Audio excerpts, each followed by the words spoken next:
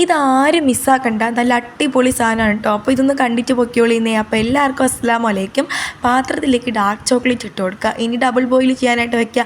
ഈ ഒരു സമയത്ത് നമ്മൾ പാത്രം എടുത്തിട്ട് ബട്ടർ പേപ്പർ ഗ്രീസ് ചെയ്യാനായിട്ട് വെക്കുക കേട്ടോ. ഇനിയിപ്പോൾ എന്ത് ചെയ്യുക, ബദാമോ കാഷ്യോ നിങ്ങളുടെ കയ്യിലുണ്ടെങ്കിൽ അതും കൂടെ അങ്ങ് വറുത്ത് പൊടിച്ചോളിന്നേ. ഇനി എന്ത് ചെയ്യുക, ഒരു കപ്പ് എടുത്തതിന് ശേഷം അതിലേക്ക് 1/4 കപ്പ് കൊക്കോ പൗഡർ, ബാക്കി അതിലേക്ക് മൈദയും കൂടി ചേർത്ത് കുറച്ച് ബേക്കിംഗ് സോഡ, കുറച്ച് ബേക്കിംഗ് പൗഡർ എല്ലാം കൂടി ചേർത്ത് നല്ല രീതിക്ക് അങ്ങോട്ട് അരിച്ചെടുക്കുക കേട്ടോ.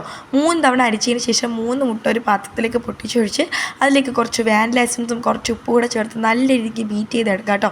ഇനി ഇതിലേക്ക് പൊടിച്ച പഞ്ചസാര കുറച്ചായിട്ട് ചേർത്ത് നല്ല രീതിക്ക് ബീറ്റ് ചെയ്തതിന് ശേഷം ബാക്കി കുറച്ച് സൺഫ്ലവർ ഓയിലും കൂടി ചേർത്ത് ബീറ്റ് ചെയ്യുക കേട്ടോ.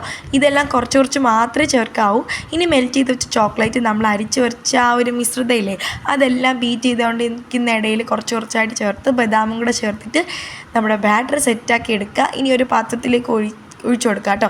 ഒഴിച്ചതിന് ശേഷമാണ് ഓർത്തത് നമ്മൾ ഡയറി മിൽക്ക് വെച്ചിട്ടില്ലായിരുന്നു, പിന്നെ അതുകൂടെ വെച്ചിട്ട് സെറ്റാക്കിയിട്ടുണ്ട്. മുകളിൽ ഗാർണിഷ് ചെയ്യാൻ കുറച്ച് ബദാമും.